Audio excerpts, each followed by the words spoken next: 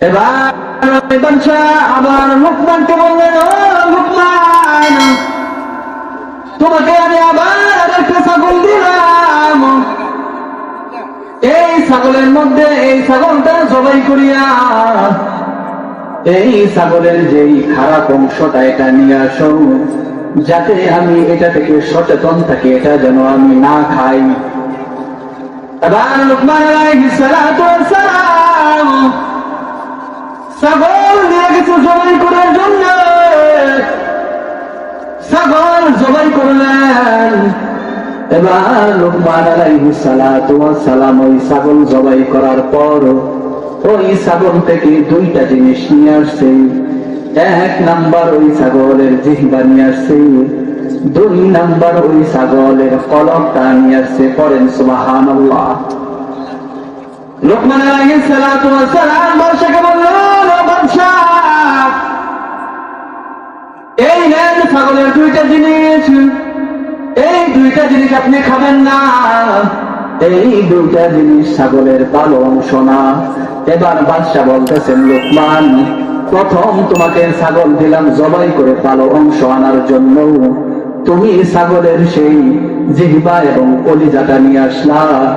আবার তোমাকে আরেকটা ছাগল দিলাম ছাগলের পচা অংশগুলা নিয়ে আসার জন্য, যেইগুলো আমি যেন না খাই। ওই ছাগল থেকেও তুমি জিহ্বা এবং তুমি তার পলকটা নিয়ে আসলা। এই লুকমান, এটার মধ্যে পার্থক্য কি? এবার লুকমান আলাইহিস সালাতু ওয়াস সালাম বাদশা কি বলতে দিল, বাদশা, আমি প্রথম যে ছাগল দিয়েছিলেন ওই ছাগল থেকে আমি জিহ্বা এবং কলবটা নিয়ে আসছি। দ্বিতীয় যে ছাগল দিয়েছিলেন ওই ছাগলের জিহ্বা এবং কলবটা নিয়ে আসছি। এর রহস্য হলো, যেই ছাগলের অথবা যেই মানুষের জিহ্বা এবং কলবটা ভালো, ওই মানুষের পুরা শরীরটাই ভালো। পড়েন সুবহানাল্লাহ। ও বাদশা, যেই মানুষের যেই বান্দার জিহ্বা এবং কলবটা ভালো না, ওই মানুষের পুরা শরীরটাই ভালো না। ওর জিহ্বার কলবটা যদি ভালো না থাকে, তাহলে ওর পুরা শরীরটা ভালো না। কথা কোন ঠিক কিনা? এজন্য আমাদের এক নম্বর জিহ্বা পরিষ্কার রাখতে হবে, জবান ঠিক রাখতে হবে। দুই নাম্বার আমাদের কলব পরিষ্কার রাখতে হবে, কলবটা সুন্দর রাখতে হবে। আল্লাহ তাআলা আমাদের পোশাক দেখে আমাদেরকে পছন্দ করেন না। আল্লাহ তাআলা কে কালো, কে ধনী, কে গরিব, এদেরকে দেখে পছন্দ করেন না। আল্লাহ তাআলা ওই বান্দার অন্তর দেখেন। যার অন্তরটা ভালো, যার কলবটা ভালো, তাদেরকে আল্লাহ তাআলা পছন্দ করেন, ভালোবাসেন। এর মধ্যে আল্লাহ তাআলা নাই, ওই অন্তরটা পরিষ্কার না, ভালো না। কথা কম ঠিক কিনা? তাফসীরের কিতাবের মধ্যে আছে,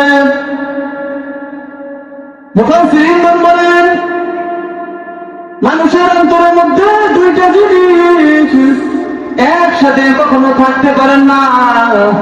দুইটা জিনিস মানুষের দিলের মধ্যে কখনো একসাথে বাস করতে পারে না।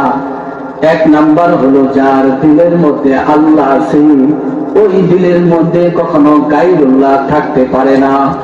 যার দিলের মধ্যে আল্লাহ নাই, ওই দিলের মধ্যে কখনো আল্লাহ থাকে না। কথা কম ঠিক কিনা? যেই দিলের মধ্যে আল্লাহ আছে, দেখুন ওই দিলের মধ্যে দুনিয়া নাই। আর যেই দিলের মধ্যে দুনিয়া আছে, ওই দিলের মধ্যে আল্লাহ নাই। কথা কোন ঠিক কিনা? যাদের দিলের মধ্যে দুনিয়া আছে, এরা দুনিয়া নিয়েই ব্যস্ত। আর যাদের দিলের মধ্যে আল্লাহ আছে, দেখবেন তারা আল্লাহকে পাওয়ার জন্য পাগল হয়ে গেছে, ব্যাকুল হয়ে গেছে। তারা দুনিয়ার টেনশন করে না, চিন্তা করে না। কথা কোন ঠিক কিনা? এজন্য আমার যেই অন্তরের মধ্যে আল্লাহ আছে, ওই অন্তরটাই আল্লাহ তাআলা দেখবেন। কার অন্তরের মধ্যে কি চলতেছে, কার অন্তর কি করতেছে, কার অন্তর কি ভাবনা করতেছে, সব মাত্র আল্লাহ তাআলা জানেন। কথা বলেন ঠিক কিনা? তুমি যদি আমি আল্লাহকে স্মরণ করো, তাহলে আমি আল্লাহ তাআলা তোমাকে স্মরণ করব। তুমি যদি আমি আল্লাহ তাআলাকে 10 জন মানুষ নিয়ে স্মরণ করো, আমি আসমানের মধ্যে 100 ফেরেশতা নিয়ে তোমাকে স্মরণ করব। আর তুমি যদি আমি আল্লাহকে মজমা বানাইয়া স্মরণ করো, আমি আল্লাহ তাআলা জান্নাতের মধ্যে সমাবেশ করে তোমাকে স্মরণ করব। বলেন সুবহানাল্লাহ। এজন্য আমাদের সব সময় আল্লাহ তাআলাকে স্মরণ করতে হবে। আল্লাহর স্মরণ ছাড়া উপায় নাই। যদি আল্লাহকে না পাওয়া যায়, যদি আল্লাহকে আমরা না পাই, তাহলে দুনিয়াও আমাদের বরবাদ, আখিরাতও বরবাদ। কথা কোন ঠিক কিনা? এই দুনিয়ার মধ্যে যেই গুনাহ হইতেছে, যেই গুনাহের মধ্যে আমরা পড়ে গেছি, যেই জুলুমের মধ্যে আমরা পড়ে গেছি, যেই গুনাহের জামানার মধ্যে আমরা পড়ে গেছি, এই সময়ে আমাদের ঈমান রাখাটাও কঠিন হয়ে যায়। কথা কোন ঠিক কিনা? কিন্তু আল্লাহ তাআলা বলেন, ও বান্দা আমার, তুমি যদি ভালোভাবে আমি আল্লাহ তাআলার কাছে তওবা করো, তুমি যদি উত্তম ভাবে আমি আল্লাহ তাআলার কাছে ক্ষমা চাও, আমি আল্লাহ তাআলা তোমার জিন্দেগির গুনাহগুলো মাফ করে দেব। করেন সুবহানাল্লাহ। আল্লাহ তাআলা বলেন, বান্দা তুমি যদি আমার কাছে ভালোভাবে তওবা করো, পাহাড় পরিমাণ গুনাহ হয়ে গেছে, সমস্যা নাই। আসমান পরিমাণ তোমার গুনাহ হয়ে গেছে, সমস্যা নাই। তুমি যদি ভালোভাবে আমার কাছে তওবা করো, আমি আল্লাহ তাআলা তোমার জিন্দেগির গুনাহগুলো মাফ করে দেব। এজন্য আমার ইমাম বুখারী রাহমাতুল্লাহি আলাইহি তিনি তিনার কিতাবের মধ্যে লেখেন, বাবুল গারের মধ্যে একটা হাদিস ইমাম বুখারী রাহমাতুল্লাহি আলাইহি কোট করেছেন। ইমাম বুখারী রাহমাতুল্লাহি আলাইহি বলেন, আল্লাহ রাসূল সাল্লাল্লাহু আলাইহি ওয়াসাল্লাম সাহাবীদেরকে নিয়ে বসা, এমন সময় সমস্ত সাহাবীদেরকে আল্লাহ রাসূল বলতেছেন, এ আমার সাহাবায়ে কেরাম, বনি ইসরাঈলের মধ্যে এমন একজন বান্দা ছিল, এমন একজন নাফরমান বান্দা ছিল, যে কিনা 99টা খুন করেছে। 99টা খুন করার পর তার মনের মধ্যে অনুশোচনা আসছে যে আমাকে আমার আল্লাহ তাআলা মাফ করবে কিনা। এত অন্যায় করেছি, এত গুনাহ করেছি, আল্লাহ তাআলা আমাকে ক্ষমা করবে কিনা।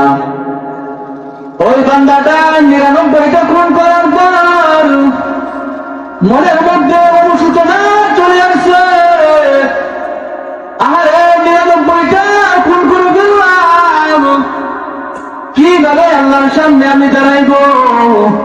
আমার জীবনের মধ্যে এত গুনাহ করেছি, এত অন্যায় করেছি, আমার তো আল্লাহর সামনে এই গুনাহ নিয়ে দাঁড়ানোর ক্ষমতা নাই, কিভাবে আমি আল্লাহ তাআলার সামনে দাঁড়াবো?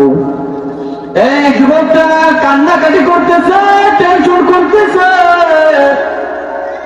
এত গুনাহ আমি খুন করে ফেললাম, কিভাবে আমি আল্লাহ তাআলার সামনে দাঁড়াবো? এবার ওই যুবকটা যেই এলাকার মধ্যে খুন করেছে, ওই এলাকার থেকে কিছু লোক বলতেছেন, ও নাফরমান বান্দা, আমাদের তাওরাতের একজন আলেম আছে, যে কিনা আল্লাহ তাআলার কাছে যদি হাত পেতে দোয়া করে, আল্লাহ তাআলা তার দোয়াটা কবুল করে ফেলেন। করেন সুবহানাল্লাহ। ও বান্দা, তুমি 99টা খুন করে ফেলছ, তারপরে কোনো সমস্যা নাই, তুমি ওই তাওরাতের আলেমের কাছে যাও, আর তাওরাতের আলেমকে গিয়া তোমার সমস্যার কথা বলো। আর এই তাওরাতের আলেম যদি তোমার এই সমস্যা নিয়া আল্লাহ তাআলার কাছে তোমার জন্য মাফ চাই, তাহলে আল্লাহ তাআলা মনে হয় তোমার গুনাহগুলো মাফ করে দেবেন। সুবহানাল্লাহ। মহল্লার মানুষেরা পরামর্শ দিল, ওই তাওরাতের আলেমের কাছে যাও, ওই তাওরাতের আলেম যদি আল্লাহ তাআলার কাছে দোয়া করে আল্লাহ কবুল করবেন। এবার ওই নাফরমান যুবকটা দুনিয়া ওই আলেমের কাছে গেছে, সম্পর্কে তার কোনো ধারণাই নেই। কথা বল ঠিক কিনা? এইরকম সমাজের মধ্যে দেখবেন অনেক আলেমের বিস্তার, অনেক আলেম বের হয়েছে, অনেক আলেম বের হয়েছে, অথচ তাদের ভিতরে কিছু নাই। তারা ভালো আলেমদেরকে আলেমই তারা পাবে না, কথা ঠিক কিনা? তাদের ভিতরে কোনো জ্ঞান নাই, ধারণা নাই, কোরআন হাদিস নাই, তাফসীরের কোনো আইলেম তাদের মধ্যে নাই, কথা ঠিক কিনা? মুহূর্তের মধ্যে ফতোয়া দিয়ে দেয়, কথা ঠিক কিনা? এরকম আছে না? নাই? আছে না? সমাজের মধ্যে অনেক আছে এরকম আলেমের আবির্ভাব হয়ে গেছে। আল্লাহ তাআলা আমাদের এদের থেকে হেফাজত করুন, করেন আমিন। তো ওই আলেমের কাছে গেছে এই যুবক, 99টা খুন কইরা। আলেম তাকে বললো যে আল্লাহ তোমারে মাফ করবো না, তুমি এখান থেকে চলে যাও, এই সমাজ থেকে চলে যাও। এবার নাফরমান যুবক বলতেছেন, যে আলেমের কাছে আমি চলে আসলাম, যেই আলেমের কাছে আমি আসছি,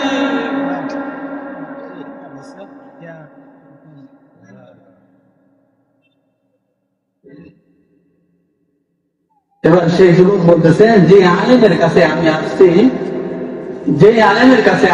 যেহেতু আলেম সমাধান দিতে পারলো না, তাহলে আমি গুনাহ যেহেতু করছি, তাহলে এই আলেমকে আমি হত্যা করে ফেলবো, তাকে শেষ করে ফেলবো। তাহলে আমার খুনের সীমা হবে 100 খুন। আগে করছি 99টা, এখন যেহেতু এই আলেমের কাছে আসছি, আলেম সমাধান দিতে পারে না, তাহলে এরও আমি খুন করে ফেলবো। এবার এই নাফরমান বান্দা এই আলেমকে ওইখানে হত্যা করে ফেললো, খুন করে ফেললো। এবার ওই নাফরমান যুবকের মধ্যে আবারও অনুশোচনা চলে আসছে, আরে আমি কি বড় অন্যায় করে ফেললাম, আরে কি বড় অন্যায় করে ফেললাম, যে আলেমের কাছে আসি সমাধানের জন্য, এই আলেম আমাকে সমাধান দিতে পারে না, এই আলেমকে হত্যা করে ফেলছি, আমার তো 100টা খুন হয়ে গেছে। এবার ওই নাফরমান যুবক কান্নাকাটি করতেছে, চিৎকার করতেছে, ওই আলেমের মধ্যে অনুশোচনা চলে আসছে। এবার ওই যুবকটা কান্নাকাটি করতেছে, পিছন দিক থেকে কিছু মুসল্লি আইসা বলতেছে, ও নাফরমান বান্দা, আমাদের আরেক মহল্লার মধ্যে একজন আলেম আছে, যে কিনা আল্লাহ সম্পর্কে তার ভালো ধারণা আছে, তোমরা যদি তার কাছে তুমি যদি তার কাছে তোমার গুনাহের বর্ণনা উপস্থাপনা করো, তাহলে আল্লাহ তাআলা তোমাকে মাফ করে দিবেন। এবার ওই নাফরমান যুবকটা ওই ভালো আলেমের কাছে গেছে, হক্কানি আলেমের কাছে গেছে, গিয়া বলতেছেন, হুজুর, আগে আমি 99টা খুন করছিলাম, তারপরে আমি একজন আলেমের কাছে গেছিলাম সমাধানের জন্য, সঠিক সমাধানের জন্য, কিন্তু আমাকে ওই আলেম সমাধান দিতে পারে নাই, তাই আমি ওই আলেমকে হত্যা করে ফেলছি। ওগো হুজুর, এক পর্যায়ে আমার 100 খুন হয়ে গেছে, আল্লাহ তাআলা কি আমার এই খুনের বোঝাকে ক্ষমা করবে কিনা? এবার এই হক্কানি আলেম বলতেছে, না ফরমান বান্দা, তুমি 100 খুন কেন, তুমি যদি 200 খুন করো, আমার আল্লাহ তাআলা তোমার জিন্দেগীর গুনাহগুলো মাফ করে দিবেন, করেন সুবহানাল্লাহ। ও যুবক, তোমাকে আল্লাহ তাআলা মাফ করে দিবেন, তবে শর্ত হলো তোমাকে 2টা কামনা, তাহলে আমার আল্লাহ তাআলা তোমাকে মাফ করবে না। এবার নাফরমান যুবক বলতেছেন, 100 খুন করেছি, যেহেতু আল্লাহ তাআলা আমাকে মাফ করবেন, তাহলে আমি তাদের 2টা শর্ত মেনে নিলাম, পড়েন সুবহানাল্লাহ করো, তাহলেই তোমাকে আল্লাহ তাআলা মাফ করে দিবেন, পড়েন সুবহানাল্লাহ। এবার এই নাফরমান যুবকটা ওই আলেমের কাছ থেকে ওয়াদা করে ভালো আলেমদের কাছে চলে যাবে। এজন্যই ওই নাফরমান বান্দাটা গুনাহযুক্ত মহল্লা ছেড়ে দিছে। এবার যেই মহল্লার মধ্যে আল্লাহ ওয়ালারা থাকে, যেই মহল্লার মধ্যে হক্কানি আলেমরা থাকে, ওই মহল্লার মধ্যে এই নাফরমান যুবকটা যাওয়ার জন্য রওনা করে দিছে। কিছু দূর যাওয়ার পর হযরত আজরাইল আলাইহিস সালাতু ওয়াস সালাম এই যুবকের জান কবজ করার জন্য চলে আসে। এবার হযরত আজরাইল আলাইহিস সালাতু ওয়াস সালাম এই যুবকের জানটা কবজ করে ফেললেন, কারণ আল্লাহ তাআলা বলেছেন, কুল্লু নাফসিন যায়িকাতুল মাউত, প্রত্যেকটা মানুষকে মৃত্যুর স্বাদ গ্রহণ করতে হবে, কথা পান ঠিক কিনা? এরপর আল্লাহ তাআলা বলেন, ও বান্দা আমার, যার মৃত্যুর সময়টা ঘনিয়ে আসবে তার মৃত্যুটা 1 সেকেন্ড আগেও না 1 সেকেন্ড পরেও না, নির্ধারিত নির্দিষ্ট সময়ে তার মৃত্যুটা হয়ে যাবে। এবার এই নাফরমান বান্দা কিছু দূর যাওয়ার পর আজরাইল আইসা তার রূহটা কবজ করে ফেলেছে। এমনিতেই জান্নাত থেকে 2 দল ফেরেশতা জমিনের মধ্যে আসা শুরু করে দিয়েছে। একদল ফেরেশতা হলো জান্নাতি, আর একদল ফেরেশতা হলো জাহান্নামী। জাহান্নামী ফেরেশতা এসে বলতেছে, জান্নাতি ফেরেশতা, এই যুবকের রূহটা আমাদের কাছে দিয়ে দাও। এই যুবক 100 খুন করেছে, এখনো তওবা করে নাই, এর রূহটা আমরা জাহান্নামের মধ্যে নিয়ে যাব। এবার জান্নাতি ফেরেশতা বলতেছে, ও জাহান্নামী ফেরেশতা, এর রূহটা আমাদের কাছে দিয়ে দাও।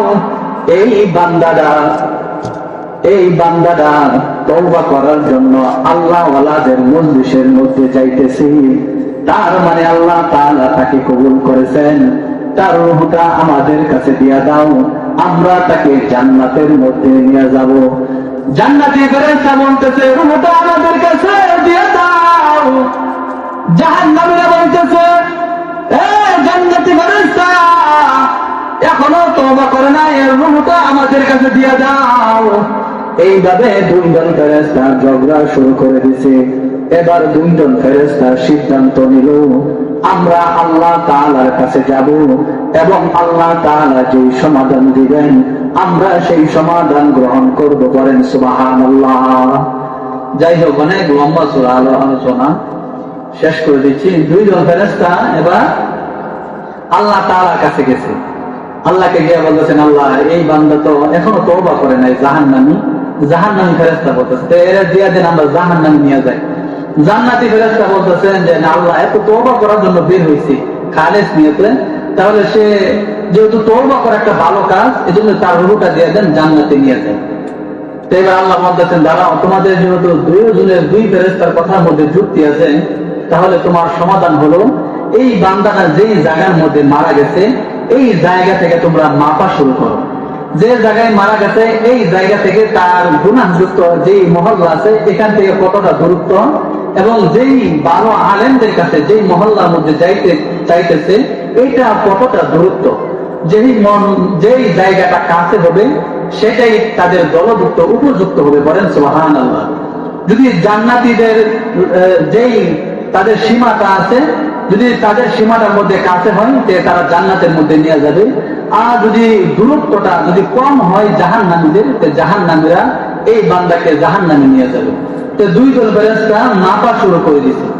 মাপা শেষ করার পর এবার 2 জন ফেরেশতা আবার আল্লাহর কাছে আসছে। আয়েশা বলতেছেন, আল্লাহ, আমরা তো মাপ দিয়া ফেলাইছি। আল্লাহ বলতেছেন, কি মাপ দিলা? বলে যে আল্লাহ, এই বান্দাটা যে জায়গা থেকে মারা গেছে এখান থেকে তার নিজ মহল্লার বেশি দূরত্ব, আর সবচেয়ে কাছে হইল